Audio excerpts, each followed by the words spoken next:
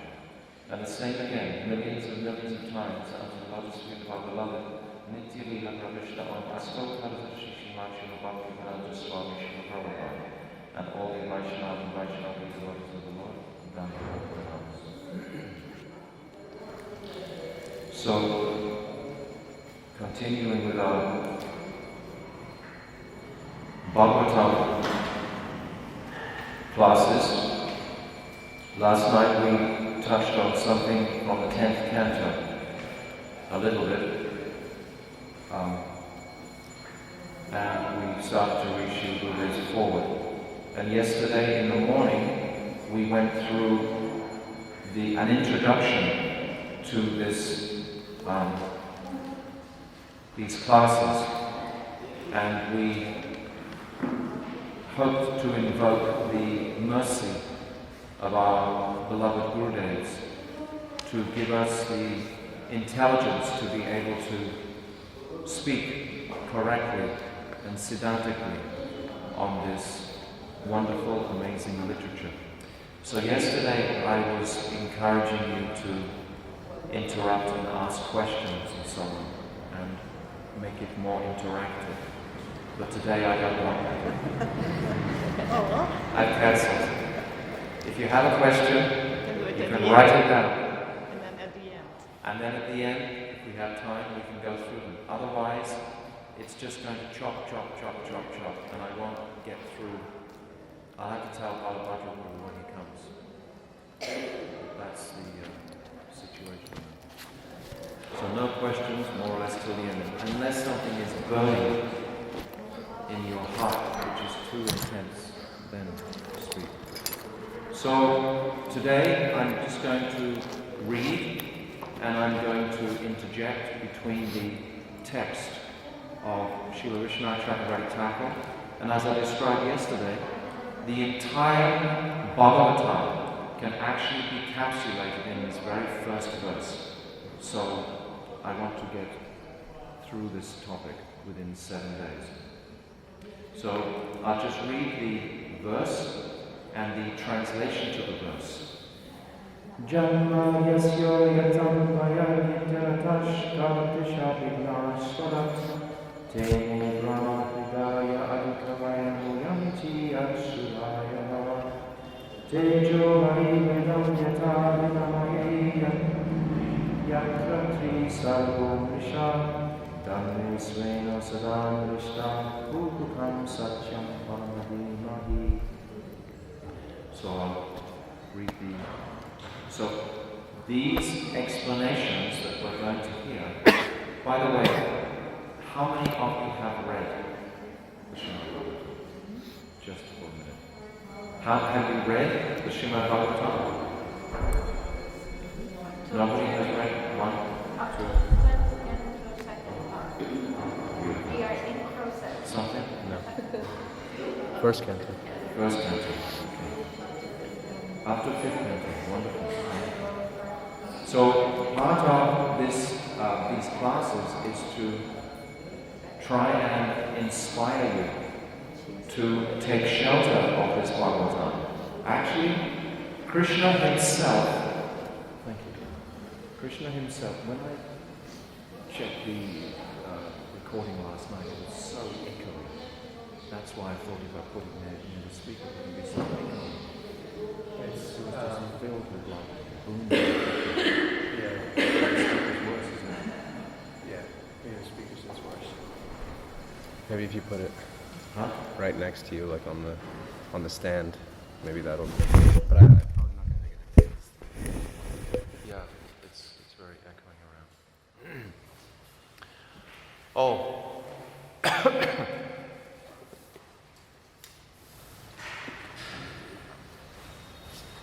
Balabhadra Prabhu, just for your interest, I've changed the dynamic of the questions and the interjection.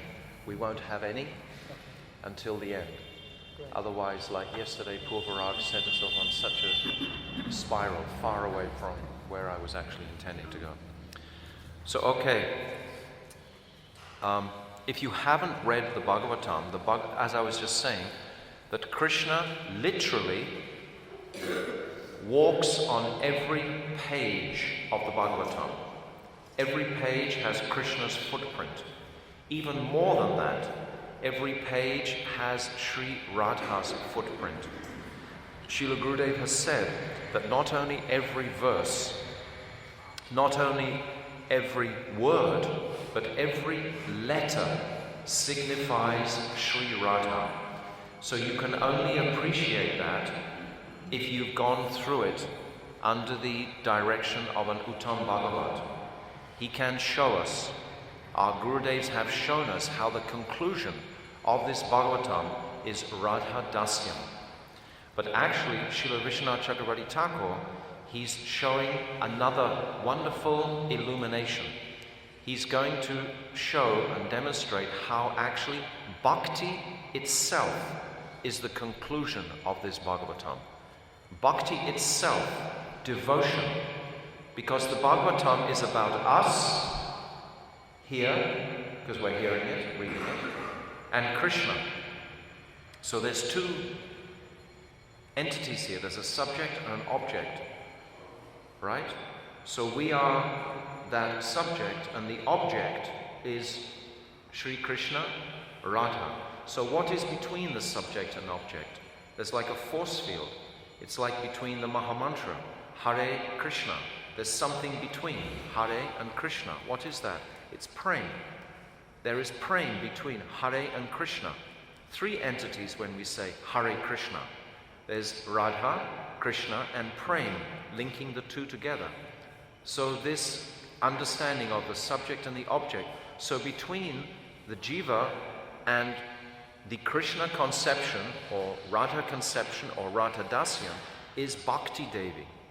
So Srila Vishwanath Chakravarti Thakur, he will explain in the fifth explanation, which we'll get to at the end, that actually the heart of the Bhagavatam is devotion.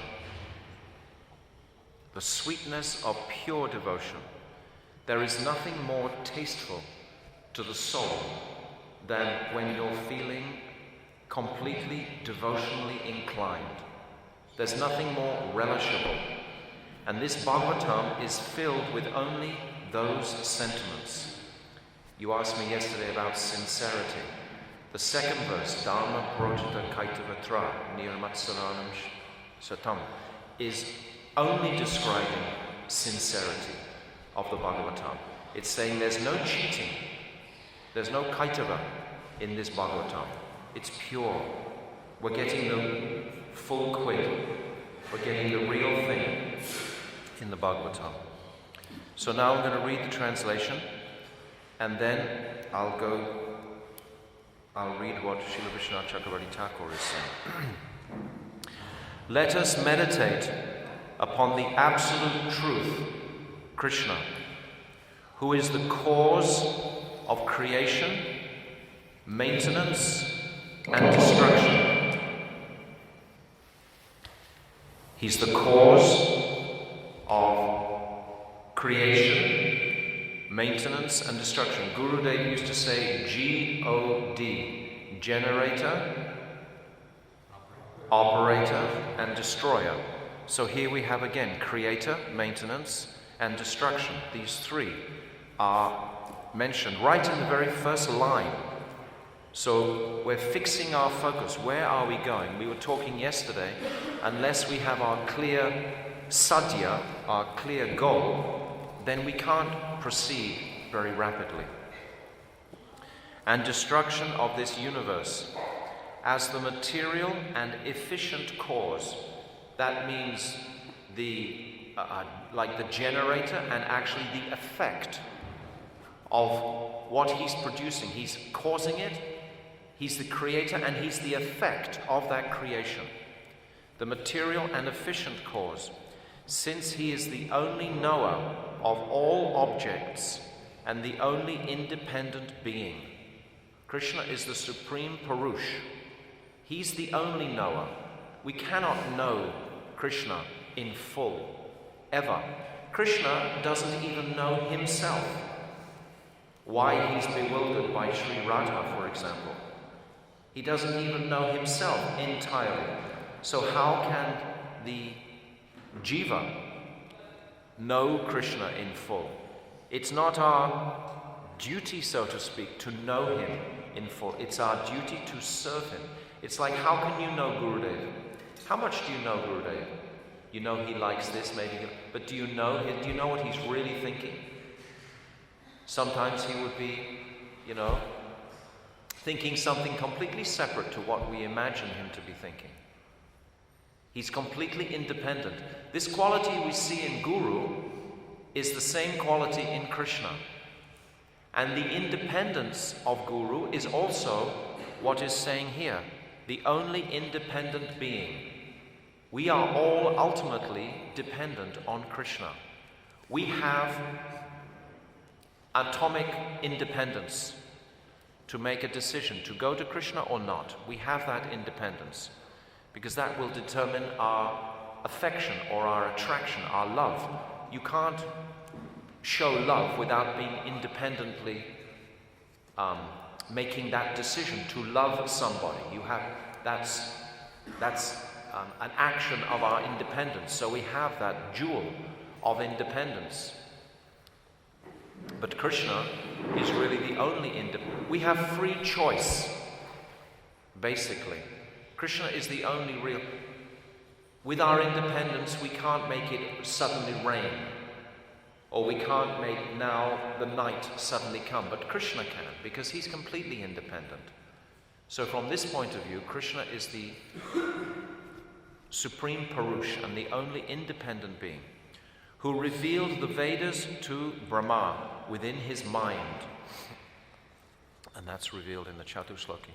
Who is difficult to understand even for the learned, whose body is thought to be made of matter due to illusion, just as one mistakes fire, water, and earth for each other. So it's saying here that we cannot understand it. There's a verse, Karamani anihasya bhavo bhavasyate dugashraya tari vayat dalayanam kalatmano yat utteshram swaret kidyate iha vidum iha. That Krishna is born and he's not born. This karya, he works and he doesn't work. He's fear personified, and yet he runs away and hides in a fortress. He is total the embodiment of renunciation, and yet he lives with 16,000 queens. It's saying intelligent scholars cannot understand this contradiction. They become bewildered by this. And we've been speaking at length on this very topic, the difference between this Aishwarya and Madhurya, how to reconcile these two, how to link these two. How can the conditioned soul again wake up his eternal spiritual consciousness, which is so much in contrast to our material experiences? Do you understand? What we've experienced is so much in the material realm, but the spiritual world is something entirely different. So to make that reconciliation, or that leap of faith, so to speak, is what this devotional path is about, to again link with Shuddha Bhakti. And who negates all false arguments regarding his existence by possessing a transcendental, inconceivable form, and by the strength of devotees experiencing him through his Swarup Shakti. I'll read that last part again. And who negates all false arguments regarding his existence by possessing a transcendental, inconceivable form, and by the strength of devotees experiencing him through his Swarup Shakti. Devotees experiencing him. This is Guru. Guru is experiencing Krishna through his Swarup Shakti. And it's through Guru that we can again awaken our eternal relationship with Sri Krishna. So I'm just going to read directly. I didn't move. So Srila Vishwanath Chakravarti Thakur begins. The cloud of Sri Chaitanya has rained a sweet shower of mercy, producing a river of devotion to himself, where the jivas play like elephants in the Ganga. May the dark cloud of Lord Krishna Chaitanya, made golden with a flash of lightning, illuminate the sky of my mind. So this is so poetical. Srila Vishwanath Chakravarti Thakur immediately is invoking the mercy of Chaitanya Mahaprabhu. Srila Vishwanath Chakravarti Thakur was approximately 300 years ago. And it's described that actually he's like the embodiment of Sri Rupa Goswami. He fluffed out all the literatures of Srila Rupa Goswami. And he wants to write this commentary, and immediately he's invoking the mercy of Mahaprabhu. If you hear these topics without a consideration of Mahaprabhu, then something is imbalanced, something is missing. It's Mahaprabhu who's giving us the mercy at this point in time. We're so fortunate that we are here at this moment in time. I worship the one absolute truth, Krishna, who is eternal bliss and supreme consciousness, Nityananda Advaita Chaitanya, personified as the eternal Bhagavatam, which is the complete form of Brahma Sutra in its most embellished form, and who resides with eternal bhakti and the eternal devotees in the eternal spiritual abode. And there's a verse here supplementing this, that this Bhagavatam is the essence of all Vedanta philosophy. Ved-anta. Veda means knowledge, and anta means the conclusion, the end. The end of all knowledge is within this Bhagavatam. There's nothing more that exists outside of this Bhagavatam. If we only have one book in our whole life, we can just have the Srimad Bhagavatam. It's like the manual for life, the guidebook.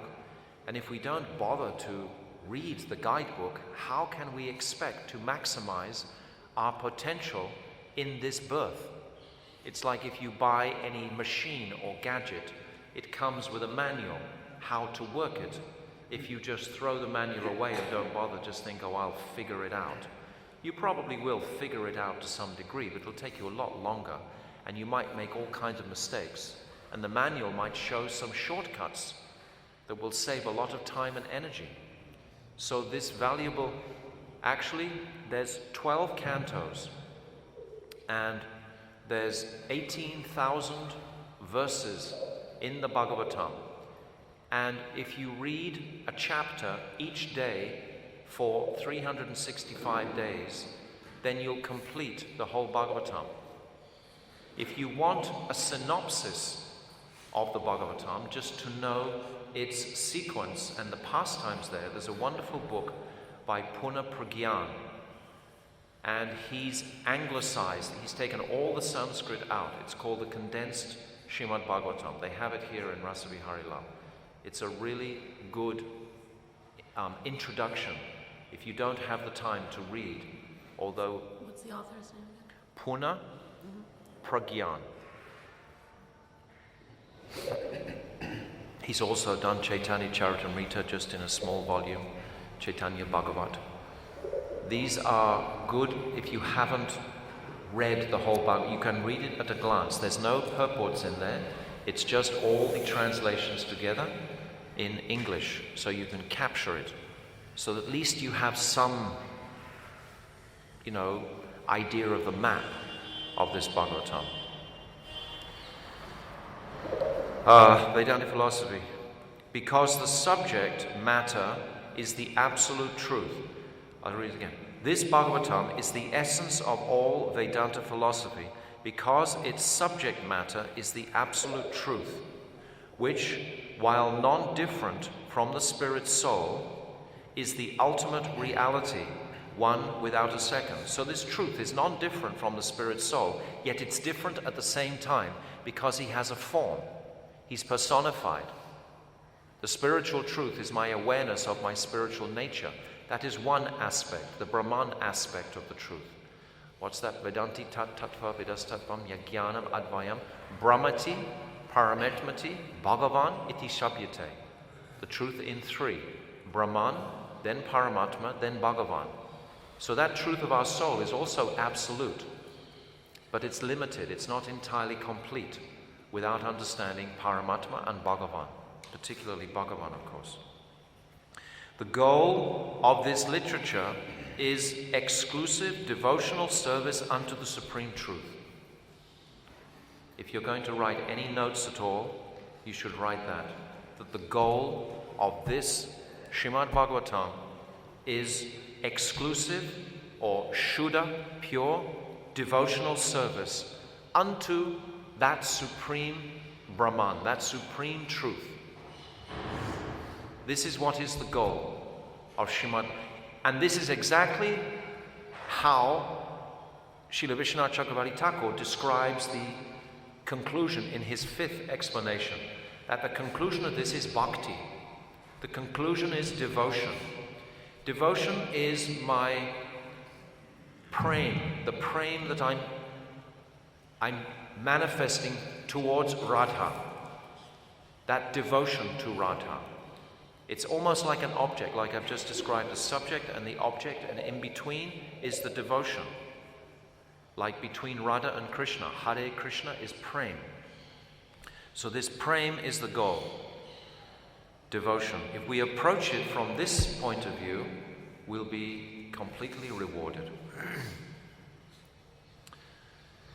I take shelter of the eternal form, name and qualities of Krishna, known from Bhagavatam, which I studied for a long time by the mercy of Guru. After having studied the Vaishnav Toshani of Sanatan, and after having understood the conclusions of Lord Chaitanya from the Sandarbhas of Jiva Goswami, by the mercy of Sridhar Swami, I produce this commentary to show the essence of Bhagavatam. So straight away, he's showing us where is his Guru Vargya. Where is he taking his understanding from? Who are his masters? He's going to present a truth. We have to know under whose shelter he is, under whose guidance he is. If he's saying, oh, I'm under Bhogi Yogi's guidance, then we think, well, I don't want to read that literature. So he's saying clearly, Sanatan Goswami, Jiva Goswami, and Sridhar Swami. I am not learned. Oh, I am rash in this attempt. The cause being either my own foolishness or the causeless mercy of the Lord gives rise to its manifestation. So either two reasons why this is manifesting.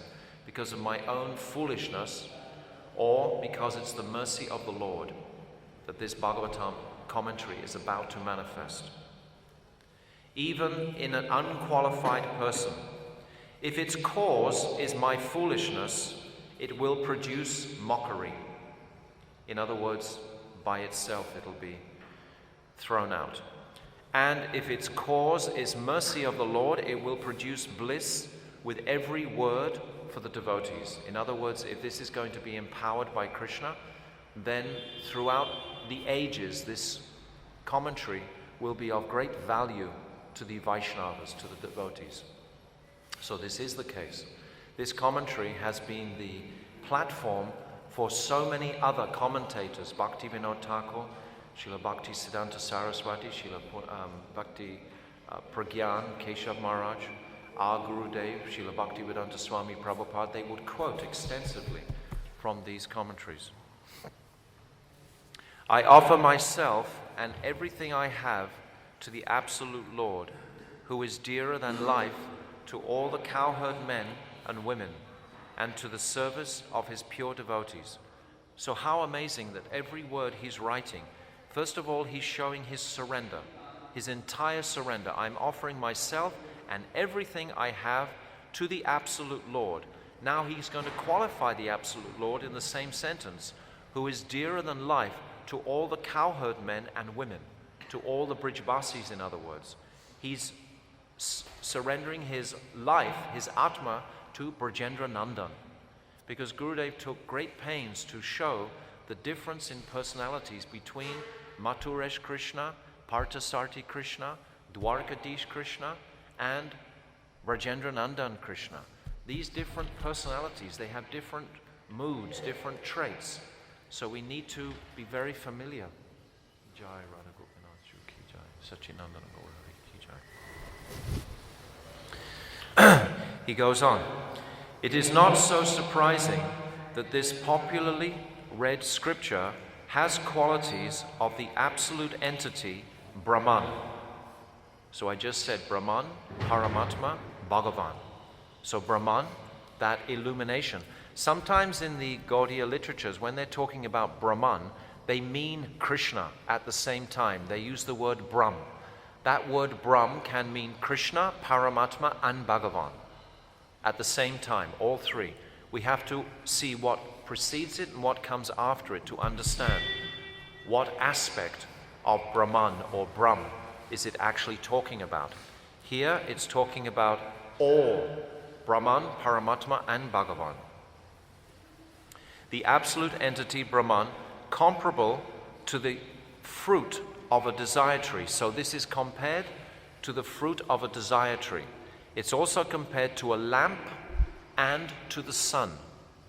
All three comparisons are there in relationship to the Supreme Lord.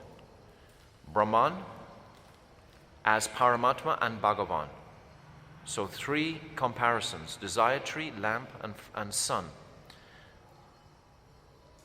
I offer this work, which assumes the form of Mohini in the assembly of devas and demons, giving the sweet topics of the Lord to the devotees and denying them to the demons. Why? How is it denied to the demons? Have no interest. Demons' nishta and interest is in the material realm. If you read in the 5th canto, there's beautiful descriptions of the lower planets, the next planet down from Earth. And it describes that the material opulence is greater than the opulence of Swarga. It describes their beautiful gardens, their beautiful parks, the beautiful way that they have opportunities to live. They have herbs that take away all gray hairs. There's no old age, the way we have it here. They have all kinds of fix-its for material diseases, more so than we have here. They've made the material place so relishable that you wouldn't want to leave. This is the world of the demons. Doesn't it remind you of the Western world? When I was reading it, I was thinking, wow, this is what the Western world is all about, trying to relieve us of our material pains and aches, and so on, trying to make us materially happy. Like with entertainment, for example. The entertainment industry is the biggest industry, just trying to make everybody happy materially. So this is the place of the demons. So see it very clearly. You can read in the 5th canto this description. Swayam Bhagavan, the sweet ocean of all auspicious qualities, the king holding the greater power, the most splendid sun, shone and then disappeared at scheduled times over the earth. So Krishna incarnates, he shines splendidly to show what is the truth, what is the absolute reality, and then he disappears again and allows us to actually understand it or find it, because ultimately we have to find it for ourselves. Gurudev said many times, I can tell you the truth, I can show you the truth, You can see the truth, but you have to walk it yourself. Just like a small child, the parents are making all the arrangements for the child to walk. They put a chair, they put a cushion, a pillow, but it's the child that has to do the walking. Now we have this opportunity in this birth. Our beloved Gurudev has left us. Why? Because now we have to walk by ourselves. We're not physically leaning on Gurudev's presence. We're leaning on Gurudev's instructions and Gurudev's heart. It's actually much more powerful now, even than it was when he was here. We may think so many darknesses are coming over.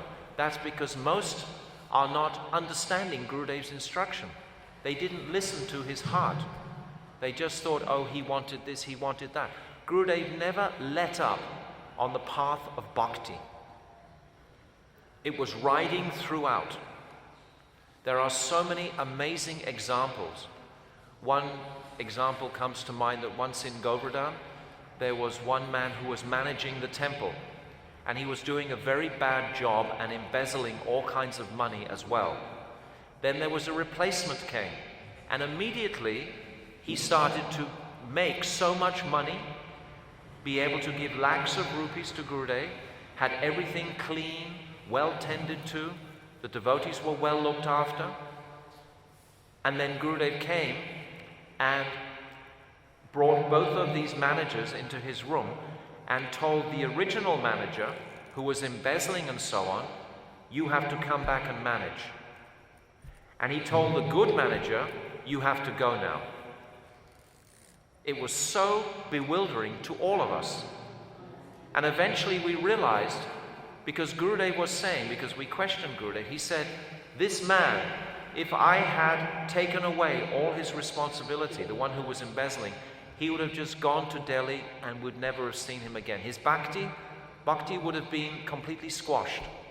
But this other person, I put him in any situation, I know his bhakti can flourish.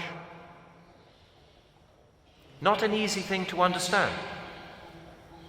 And relationships between husband and wife, Gurudev would also refer to that in the realm of bhakti. Always the consideration of bhakti would be his priority. So we're very encouraged at this point, now that he's left, and if we are only intent on bhakti, not on a big institution necessarily, not on a huge sangha necessarily, that's not where our bhakti necessarily lies. Of course, it is an attribute, it can help us in our bhakti, but it's not the summum bonum. The summum bonum is your own heart. That's the place where Bhakti Devi is residing. It's not like a huge aeroplane comes and takes us all as a group back to Godhead. It doesn't happen that way. It's the individual, unique wakening up to this. Huh? That's wishful thinking, Tungi. There was a big plane when you read the story of Gokarna. At the end, when again the Bhagavatam was recited, then a big plane did come for Vaikuntha. But that was for Vaikuntha, that wasn't for Goloka Vrindavan. If you want to go to Goloka Vrindavan. And Prabhupada Bhativedanta Swami, he says in the first canto that you have to fly your own plane at the time of death. You can't call mummy, mummy, daddy, daddy, sangha, sangha, come and help me. No. Who are you? What have you personally understood about your devotional relationship with Radha and Krishna and the holy Dham? So Gurudev is letting us walk now. He's taken away some support. Now some of us are going to fall over for sure. Some of us will stagger about. Some of us will be able to walk. But that's what will happen.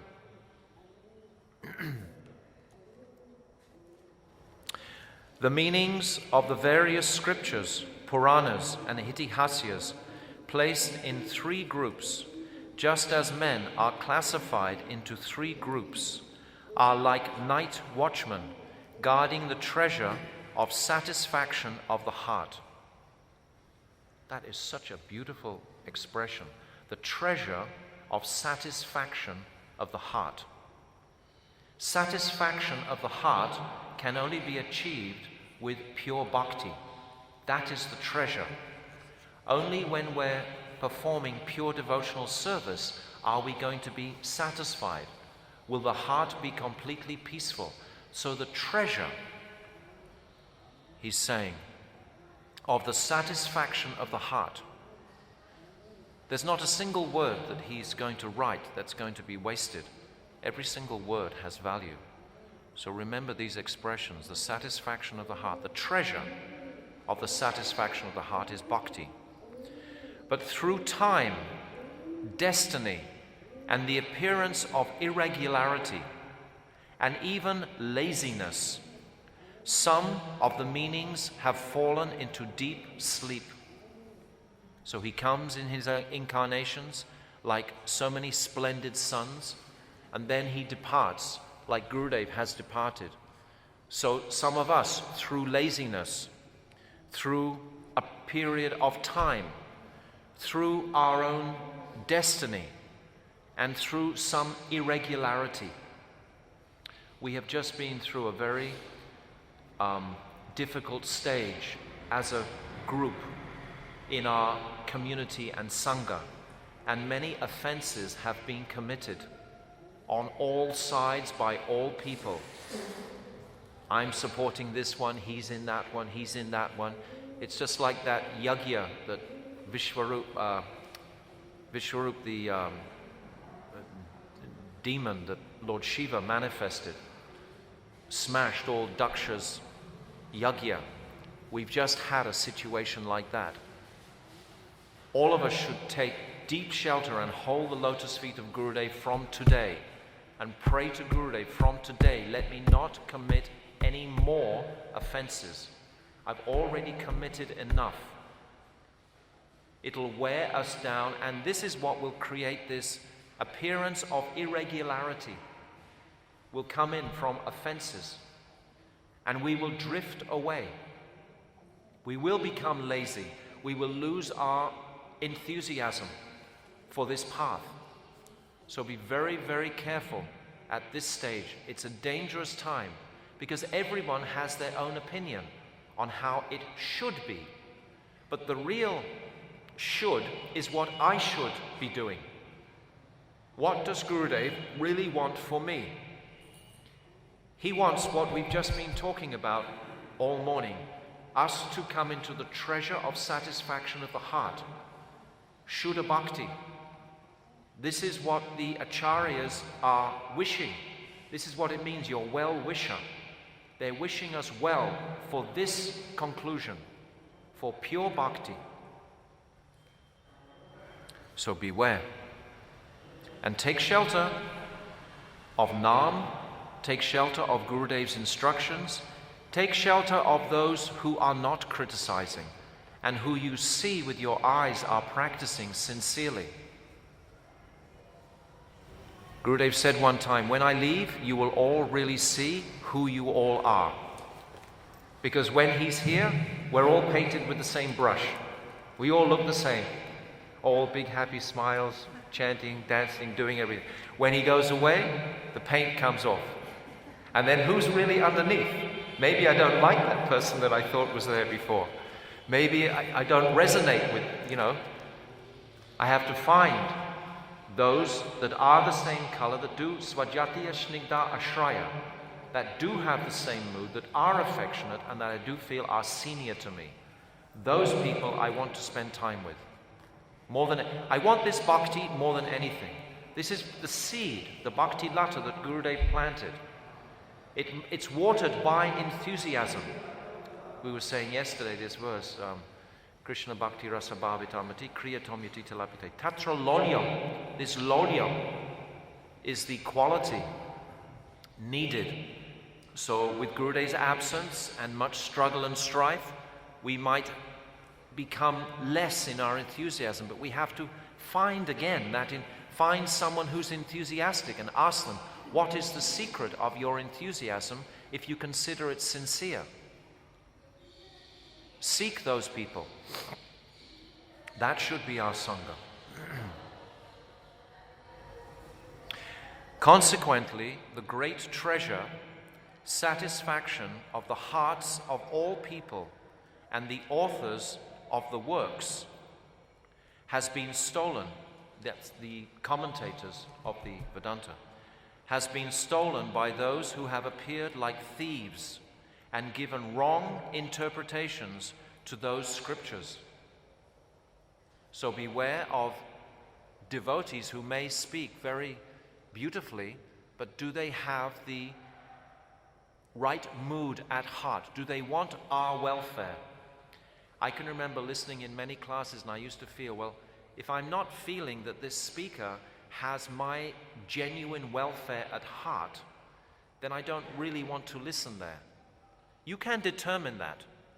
You can go to so many discourses and you can determine whether the speaker really has your welfare at heart or whether they're just propping up their own sense of false ego.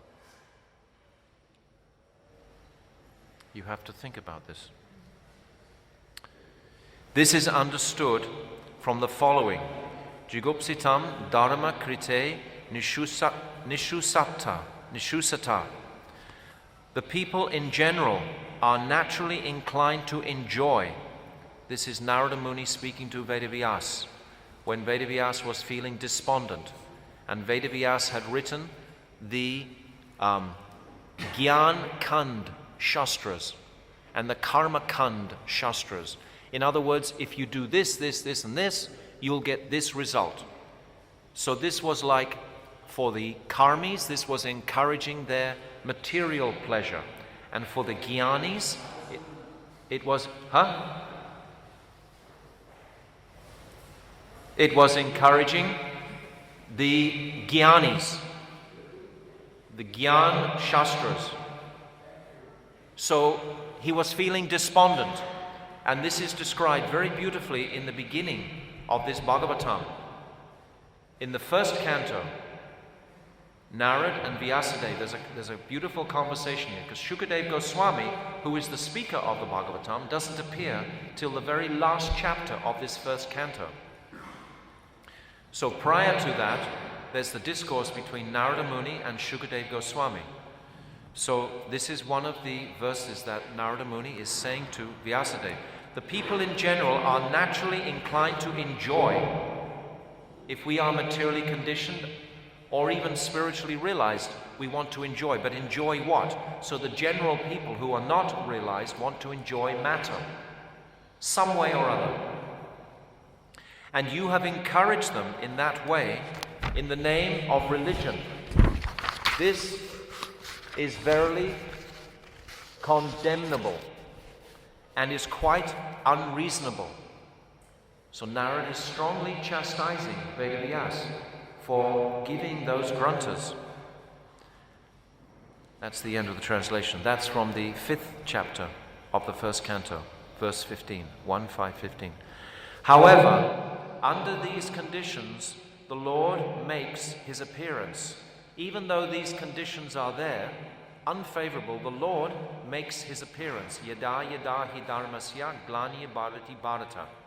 Whenever there is destruction in dharma, O Bharat, and a rise in adharma, I manifest my own body, he's saying in Bhagavad Gita.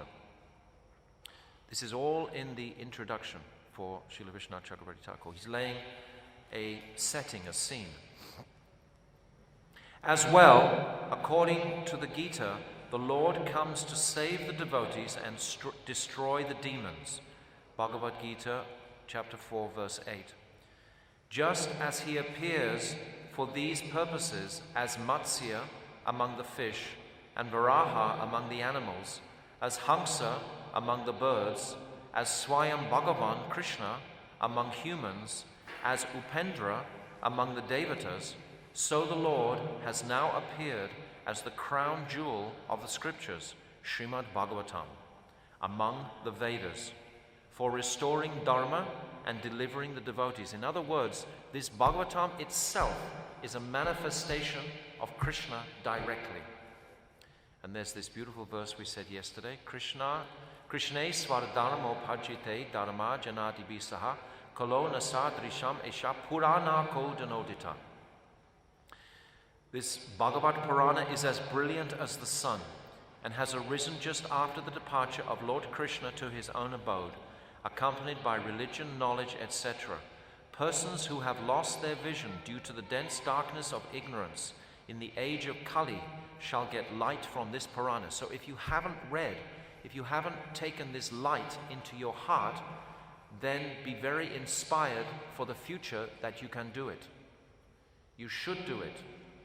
It's to your greatest benefit to take the Bhagavatam into your heart. It will give you all clear vision in every aspect of life. It'll fill you with the greatest satisfaction. It's the treasure, this Bhagavatam. This indicates that Bhagavatam is another form of Krishna, similar to the oneness of I and mine, Krishna and the book about Krishna. So Bhagavat and Bhagavatam, two. Bhagavata and Bhagavatam, there are two.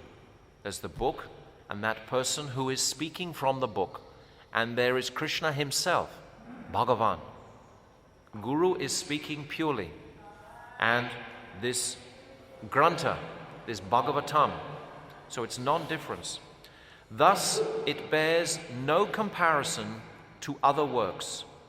Krishna has appeared as Bhagavatam through Shukadev and Parikshit, and like the sun among the planets, it shines among the Puranas. It has 12 forms, volumes, just as the sun has 12 forms for each of the months of the year. It's described that the wheels on the sun chariot, there are 12 spokes on the wheel, representing the 12 signs of the zodiac and the 12 months of the year. With 18,000 verses like its leaves. So now he's comparing it to a tree, having 18,000 verses.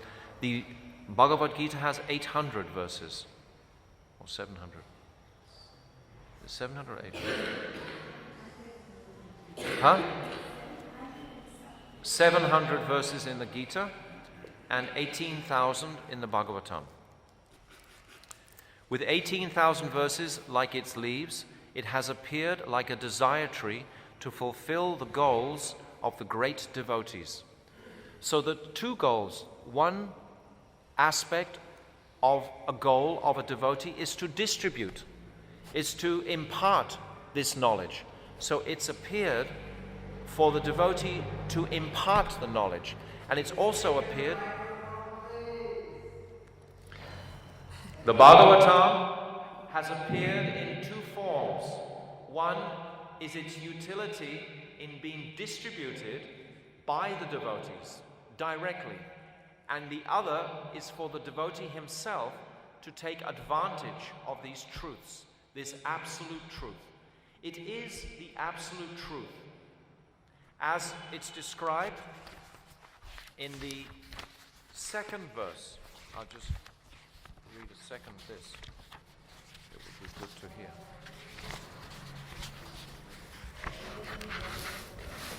This Dharma Projita Kaitavatra Parama Nirmatsaranam Shatam. This Supreme Lord becomes immediately captured in the heart of the accomplished devotees by hearing Bhagavatam, and even by those who have suddenly developed a desire to hear it. This does not happen with other works. In the Bhagavatam alone, created by the Lord himself, it's presented the real, permanent object which can be understood by those without selfish intention, and which bestows auspiciousness and release from the material world of miseries. In the Bhagavatam alone, it's presented the process for attaining that highest object, devoid of all material goals and liberation. This is the second verse of the Bhagavatam. So in each place, it's substantiating its authority as the absolute truth. So how can we omit this in our lives? Take shelter now. You've all got time. None of us have insufficient time to read this Bhagavatam. All of us here are very enthusiastic to make progress in this spiritual birth. That's why you're sitting here in the cold in Vrindavan. now. There's no other reason why you're all here. You all want to make spiritual advancement. So the quickest way to make spiritual advancement is to regularly read and hear this Srimad Bhagavatam. We should. As well as Jaiva Dharma, as well as Manashiksha, as well as many other scriptures. You have to work out your own lives, but you have to read this. I can remember when I was a very first devotee, when I first came, somehow I understood it was a treasure, and I wanted to get that treasure in my heart before I left. I was sure I wouldn't stay with the devotees. They were just, so different. I didn't think I would stay, but I wanted to get this. So the first year I read it completely, and then of course you never leave once you read it. So now, Srila Vishwanath Chakravarti Thakur, he's giving his first explanation on this first verse. That's his prelude. So in the beginning of the work, the author, Sri Krishna Dvaipayana, the crown jewel among acharyas, invokes auspiciousness with meditation on his cherished deity. He's establishing who is the Satyam, Parama, Dimahah. That must be clear. This is what we're going to discuss principally throughout these explanations. It's going to be, the idea of the explanation is to set the goal. The goal is so important. And as I've said many times, Srila Gurudev has told us that even 5 times a day you can fine-tune what is your personal goal. Today I want to tighten up on this, tomorrow I want to tighten up on this, and gradually, but the focus, the summum bonum, the Satyam Parama Dimahah, that must be fixed, this Radha Dasyam. Param means the highest limit. Satyam means that Supreme Lord who exists in all time and all space. That is Krishna. There's never a time when he does not exist. Aham eva sam eva gre. This is one of the Chatushlokis. It's saying that before there was anything, there was only me. Krishna exists in all time and in all space. That is Krishna. We want to reawaken our relationship with that personality. Desperately. The more desperate we are, the more quicker we will go. If we're not very desperate, then it's cool. We can wait till tomorrow or next lifetime around. We want to find... Actually, Vrindavan Dham itself inspires desperation. There's a mood of intensity that comes just from living. It's in the dust particles of this atmosphere. And coupled with the chanting of Nam. Nam will also increase our intensity. The dust and Nam. So part of the qualification to stay in Vrindavan is to keep on chanting and keep on appreciating this intense atmosphere and not let it make you, a little crazy. It can do. Many devotees, they get things imbalanced, with that intensity. So when it becomes like a bit shaky, you really have to find some grounded place to stop it from shaking. Right? That's to our advantage. That's very good because you're getting deeper into the purity of your very self by making it steady. You understand? It's really helpful on all areas. That Supreme Lord who exists in all time and space. Dimahah means let us worship or meditate on. We say in our Gayatri mantras to meditate. So who are we meditating on? What is that Supreme Brahman? It's such a wonderful meditation. Who is Krishna really? We can understand it from Bhagavad Gita. Then all of a sudden I have to reconcile, well, who is this person who's having all these amorous relationships? How can I relate to that person? And we described yesterday that as devotees, we don't engage in any activities like this. So how am I able to relate to that Supreme Person who is always wanting to be engaged in those activities? How can I cross those?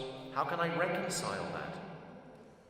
These matters are very deep for our contemplation. And if we're chanting and thinking about these matters while we're chanting, not thinking about where's my next meal or where my house and things like this, but we're thinking about these sort of topics, then very quickly we will understand and be able to reconcile. The plural indicates all the jivas continuing in time and space as part of one's own group, and thus indicates teaching their meditation by these instructions.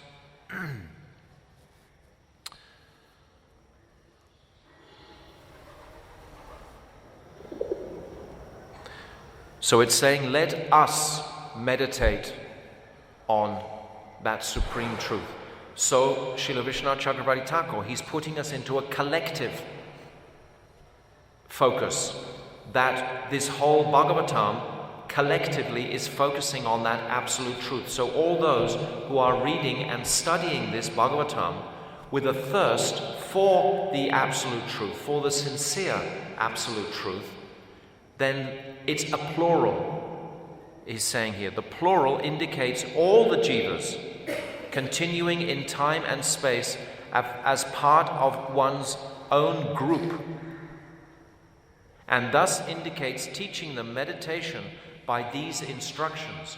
So these instructions that we're getting, they're taking us all to that same principal focus. Of course, we will experience it differently according to our own adhikar, but still the object is the same. The meaning of the sutra, Atato Brahma Jignaso, this is the Vedanta Sutra 111, is indicated from this, since meditation alone is the result of inquiry. If you're inquiring after the absolute truth, like before we met the devotees, we were inquiring, who am I? Where am I going? That led us to a meditational state of consciousness. We started to really contemplate, to think. So it's saying here that since meditation alone is the result of inquiry, if we're inquiring, then meditation. And this connects with what he's saying before, that who am I meditating on? If I'm just meditating on myself, then there's going to be no chance of sweetness or relationship. It's just going to be the bliss of an impersonal Brahman. That's a negation of all material sufferings. What are the qualities of the Brahman? Do you remember? Bhagavan has 6 qualities. 2 of those qualities make up the quality of the Brahman. Who remembers what they are? Sorry? Renunciation and knowledge. Very good. Well done. That's good. Yes. So Krishna has 6 qualities. The first is the Angi. That's beauty. That must have a form, a person. Then 3 others, Angas. That's opulence, strength, and fame. They must have a personality to have any of those qualities. But these last 2 qualities of Krishna, renunciation and knowledge, you don't need to have a personality behind those. Renunciation itself is a negative attribute. It's not a direct quality. And knowledge you can find in a library, in a book. It doesn't have to have a person. So they're impersonal aspects. So these 2 qualities make up the Brahman. So if one is just meditating on oneself, the only place one can reach, ultimately after really a lot of difficulty, is that vacant nirvishesh Brahman, with no personality, no form, and you'll never want to come out of there. Gurudev told us one time in Mathura that if you fulfill your desires to reach that space of the Brahman, you'll never leave. Because Prabhupada, Bhativedanta Swami used to tell us that we'd stay for some time, then leave. Gurudev said no. And we can understand why you would never want to leave that place, because you're completely satisfied. You burnt all your ego, not only your false ego, but your own ego. Your very spiritual identity has been reduced. You're like a stone. You have no more desires. If you have no more desires, why would you want to practice any sort of sadhana? You're completely satisfied, like a stone. So those people we might meet in the world who are practicing this and they say they're very satisfied, that's the most dangerous place of consciousness. To be satisfied in the Brahman, because you never want to go anywhere else. That's it. But you can be relieved of that by the mercy of the great devotees like Narada Muni coming through those airwaves. He can sprinkle his particles of mercy of dust and it touches those jivas. Then they again can come into this world and again practice this path of bhakti, to be given an opportunity to awaken that relationship with Krishna. The Lord's supreme power is indicated in this verse with Janmadi Asya Yata. This is from the Vedanta Sutra 112. Let us meditate on the Supreme Lord. So this Brahma Sutra or Vedanta Sutra, this was the first writing that Vedavyas did before the Bhagavatam manifested. He had it in sutra form, but no one could really comprehend it. So he's written this Bhagavatam for everybody in this age of Kali. And it's filled with story times. It's full of stories, because we like stories. I'm not telling the pastime stories now because I'm just trying to make the platform for all those pastimes to come on top of it afterwards. But this is what's described in the first verse. Most of us, I hope, are familiar with so many of the pastime leelas in the Bhagavatam. Story of Ajamil, King Prithu, Dhruva, Prahlad, Ambarish, Ram. So many pastime, Prachinabari, so many pastime kings and stories are there, you know, and the teachings are wrapped around those stories to make it easy for us to enter. But this is like the heart of it, what I'm describing here. Let us meditate on the Supreme Lord, from whom Yata arises creation, maintenance and destruction, Janmadi, of the universe, Asya.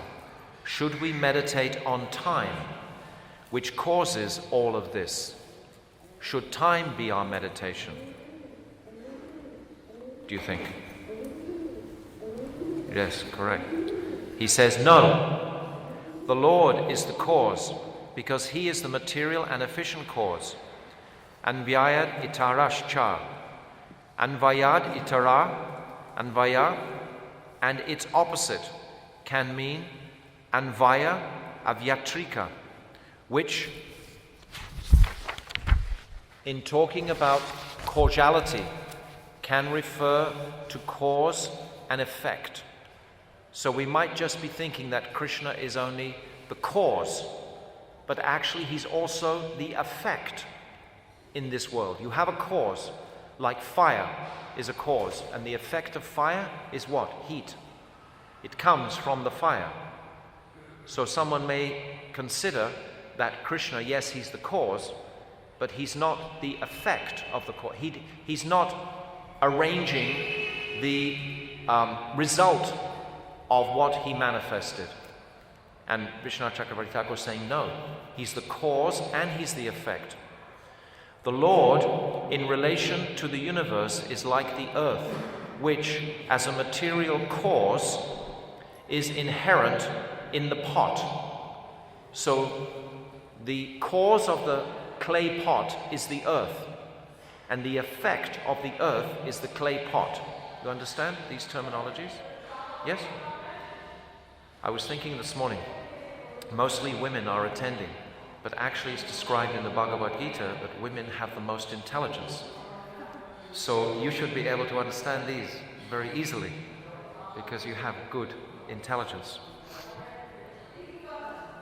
Inherent in the pot, and the pot, which is an effect, is inherent in the material cause, the earth. So both are inherent within each other. Similarly, Krishna is inherent in the cause and the effect.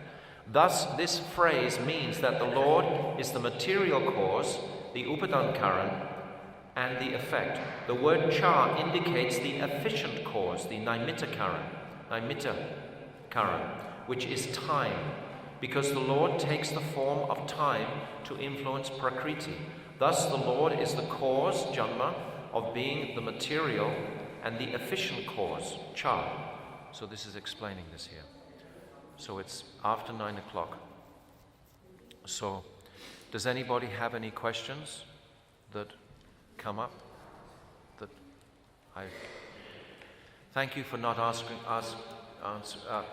the questions now, because it means that we can get quite into this topic. But does anyone have anything they want to bring up?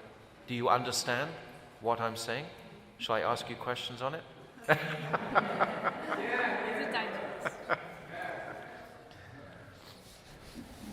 Well, the first explanation is going to be about the all-pervasive Supreme Lord, that light. That's what his first explanation is indicating. And then gradually, into the fifth explanation, it becomes more and more and more personal. So we'll discuss this more tomorrow. Yes?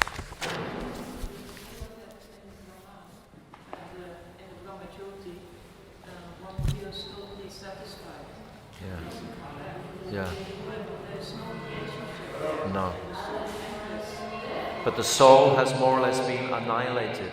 That personal aspect of the soul has been so brutally sort of savaged. It's like the Buddhists.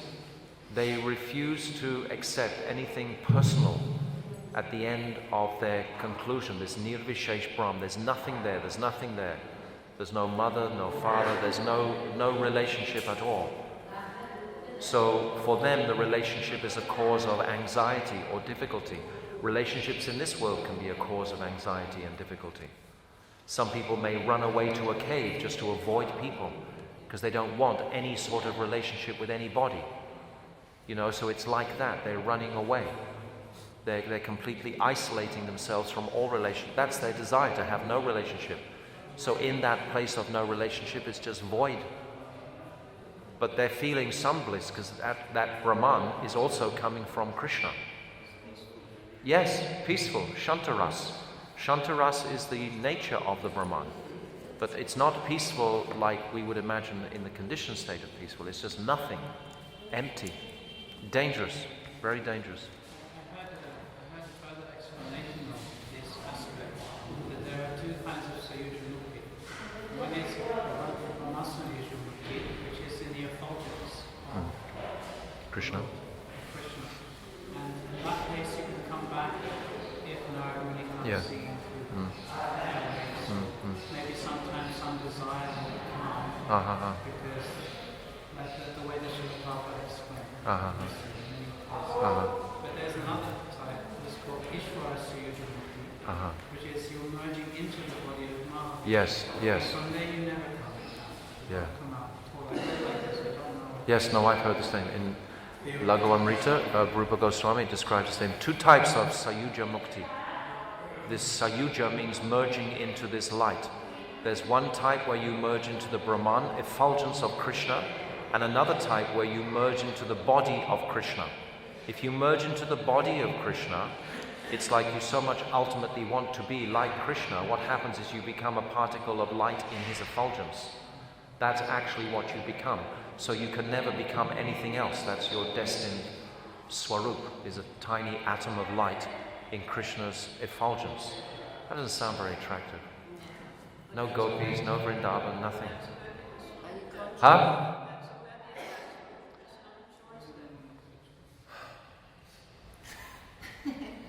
No, I think it is a choice. I can't believe that Krishna would arrange that. The Sthai Bhav is fixed. But if someone annihilates his Sthai Bhav, then what is left?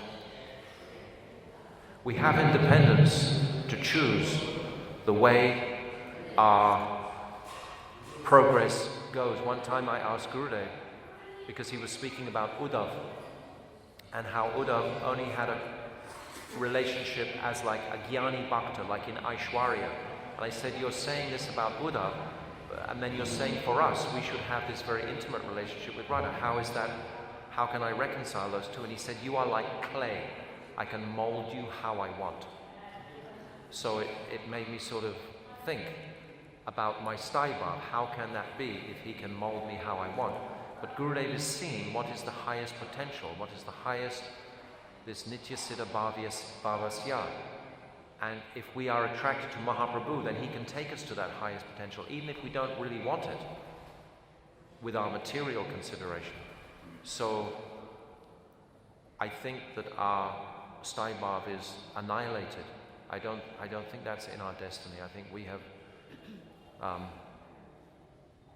annihilated our own Swarup, or our Swarup ends up as an atomic piece of light. It can't be annihilated, so it just becomes an atomic light. So because the soul has this independent free will that it Yeah, actually right to the chooses bitter course end. of its To the bitter end, yeah. But Dangerous. We wanted independence and we've got it, but it's like a ball of fire. You know, what are you going to do? It's going to burn you if you go the wrong way. If you try and enjoy material energy, you're going to be miserable as sin. You're going to be very unhappy. But if you use that power to actually retrieve our relationship with Krishna again, then it has, you know, value. How can anyone but Krishna annihilate this type? The soul is, no, I didn't say annihilate. It takes away the swarup, or rather, its nature just is reduced to an atomic piece of light. All of its characteristics we have smashed through our desires, probably over a number of years. Like that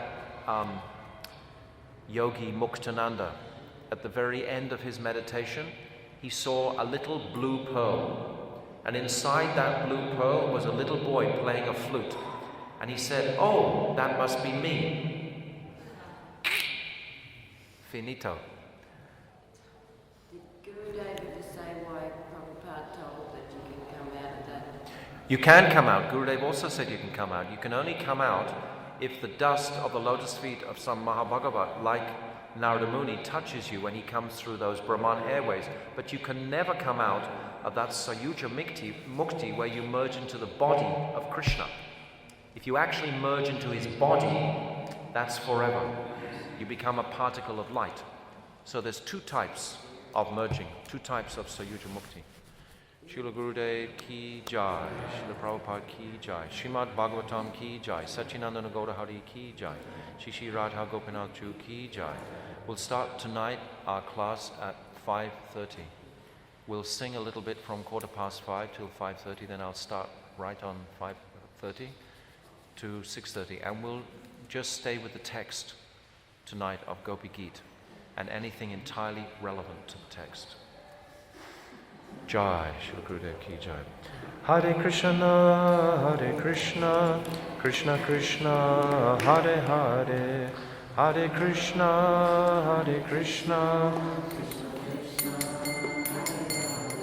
Oh Hare Rama, Rama Rama, Hare Hare.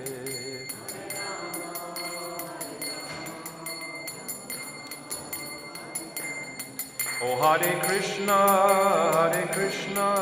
Krishna Krishna, Hare Hare, Hare Krishna,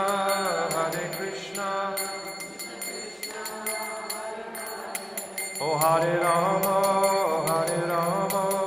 Rama Rama, Hare Hare, Hare Rama.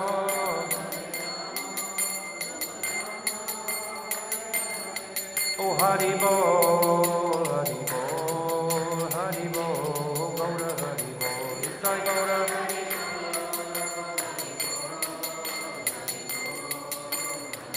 Nitai Gaura Hari Bol, Hari Bol, Hari Bol, Gaura Hari Bol.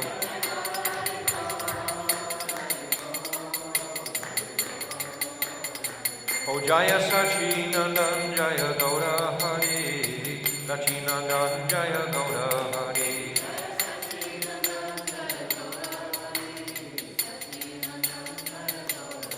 Oh Jaya Radha Gopinath Radha Gopinath Radhe.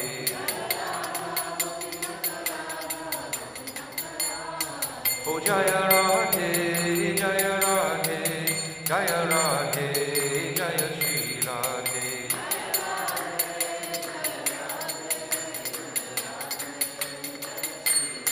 Oh Radhe, Radhe, Radhe, Radhe, Radhe, Radhe, Radhe, Radhe. Srila Gurudev ki jai, Srila Prabhupada ki jai, Vaishnavas ki jai, Gaur Premanandi, Hari Bol.